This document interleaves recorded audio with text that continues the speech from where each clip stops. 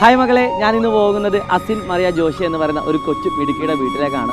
ഇത്രയും മനോഹരമായുള്ള ഒരു സ്ഥലത്ത് നിന്ന് നിങ്ങളെ അവളെ പരിചയപ്പെടുത്തണമെന്നുണ്ടെങ്കിൽ അവൾക്കൊരു കഥ പറയാനുണ്ടാവും അല്ലേ.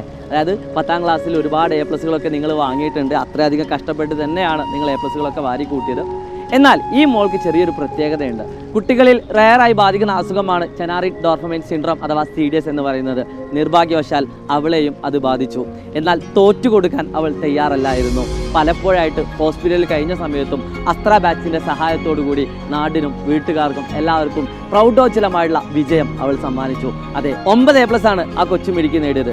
അതെ, നമ്മൾ ഇന്ന് പോകുന്നത് അസിൻ മറിയ ജോഷി എന്ന് പറയുന്ന ആ കൊച്ചും ഇടുക്കിയുടെ വീട്ടിലേക്കാണ്.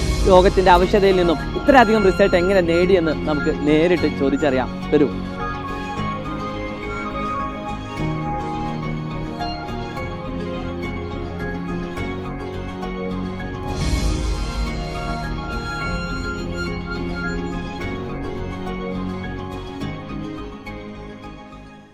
അങ്ങനെ അവസാനം നമ്മൾ അസിൻ മോളുടെ വീട്ടിലേക്ക് എത്തിയിരിക്കുകയാണ്.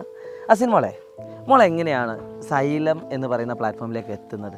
സൈലം ഞാൻ വെറുതെ യൂട്യൂബിൽ സ്ക്രോൾ ചെയ്തുകൊണ്ടിരുന്നപ്പം ഒരു റീൽ കണ്ടു. പിന്നെ ഞാൻ ചാനൽ ഒന്ന് കയറി നോക്കി. പിന്നെ ലൈവൊക്കെ ഭയങ്കര ഇഷ്ടമായി, വീഡിയോസ് കാണാൻ തുടങ്ങി. അങ്ങനെ ഇഷ്ടപ്പെട്ടു അല്ലേ? ഇപ്പോൾ ഞങ്ങൾ ഇവിടെ വന്ന സമയത്ത് ആദ്യം പറഞ്ഞൊരു കാര്യം എന്താണെന്ന് വെച്ചാൽ, അവൾ സ്കൂളിൽ പോയിട്ട് ഒരുപാട് കാലങ്ങളായി. പരീക്ഷകൾക്ക് പോലും ഹാഫ് ഇയർലിക്ക് പോലും അങ്ങനത്തെ എക്സാമുകൾക്കൊന്നും പോവാറില്ല. എന്നായിരുന്നു മോള് സ്കൂളിൽ ലാസ്റ്റ് പോയത്? എക്സാമിന് മുമ്പ് ജൂലൈ 5-ന്, അതായത് കഴിഞ്ഞ വർഷം.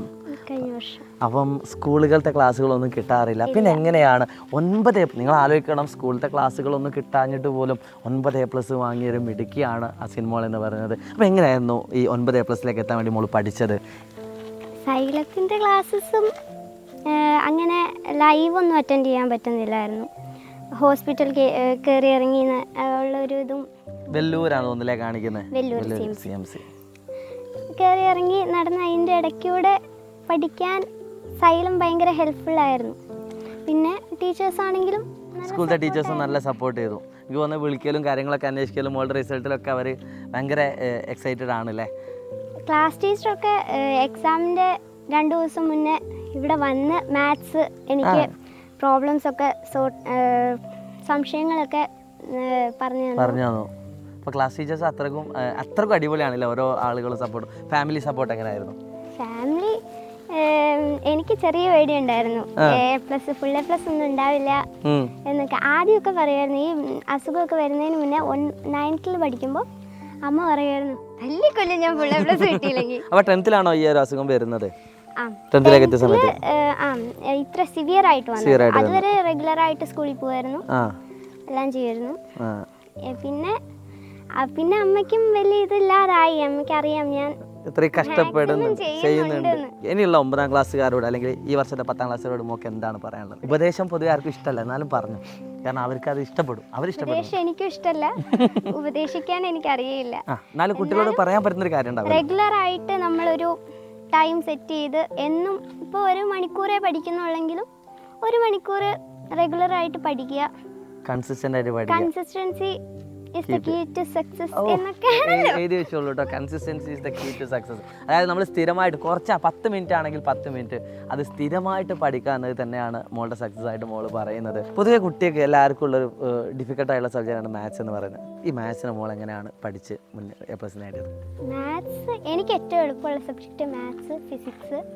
ഈ ഇക്വേഷൻസും കോൺസെപ്റ്റും മനസ്സിലായി കഴിഞ്ഞ് കഴിഞ്ഞാൽ പിന്നെ നമുക്ക് എന്തെങ്കിലും ചെയ്തൊക്കെ ആൻസറൊക്കെ എത്താൻ പറ്റും. പക്ഷേ ഈ കാണാപ്പാഠം പഠിക്കുമ്പം അതിന് കുറേ സമയം വേണം, ഇരുന്ന് വായിച്ചു പഠിക്കണം. അതിനേക്കാൾ എനിക്കിഷ്ടം മാത്സ് ആണ്. ചെയ്ത് പഠിക്കാനാണ്. അപ്പോൾ മാത്സ് എങ്ങനെയാണ്, ഇക്വേഷൻസ് ഒക്കെ എങ്ങനെയാണ് മോള് പഠിച്ചത്? ഇക്വേഷൻസ് കുറേ ചെയ്ത് പ്രാക്ടീസ് ചെയ്ത് വന്നപ്പോൾ ഓക്കെ ആയി. മാത്സ് എനിക്ക് തോന്നുന്നു ക്ലാസ് ടീച്ചറും മാത്സ് ടീച്ചർ ആയതുകൊണ്ട് കുറച്ചുകൂടി ഒരു സപ്പോർട്ടും കൂടി കിട്ടിയിട്ടുണ്ടാവും അല്ലേ. എന്തായാലും വളരെയധികം സന്തോഷം. ഒരുപാട് കാര്യങ്ങൾ പറഞ്ഞു. അപ്പം നിങ്ങളോട് പറയാനുള്ളത് ഇത്ര മാത്രമേ ഉള്ളൂ. നമ്മളൊക്കെ വെറുതെ ഇരിക്കുന്ന സമയത്ത് ഇതുപോലെ വിജയിച്ച ഒരുപാട് കുട്ടികളുണ്ട്. ഒരുപാട് പ്രതിസന്ധികളൊക്കെ തരണം ചെയ്തുകൊണ്ട് മുന്നോട്ട് പോകുന്ന ആളുകളാണ്. എന്തെങ്കിലും ഭാവിയിൽ ഇങ്ങനെ ആവണം അല്ലെങ്കിൽ എന്തെങ്കിലുമൊക്കെ ആവണം, സൊസൈറ്റിക്ക് എന്തെങ്കിലും ഉപകാരം വേണമെന്ന് എപ്പോഴും ചിന്തിച്ചിട്ടുണ്ടോ? ഭാവിയിൽ കുറച്ച് ചെറിയൊരു ഡ്രീം എനിക്കുണ്ട്. എനിക്ക് ഗൈനക്കോളജിസ്റ്റ് ആവണമെന്നായിരുന്നു ആഗ്രഹം. പക്ഷേ ഈ അസുഖവും ഒക്കെ വന്നപ്പം ഫിനാൻഷ്യലി കുറച്ച് പ്രോബ്ലംസ് ആയി, നല്ല പ്രോബ്ലംസ് ആയി. സാമ്പത്തികമായിട്ട് ഭയങ്കര ബാധ്യതകളൊക്കെ ആയി. കുറെ പേര് ഹെൽപ്പ് ചെയ്തു.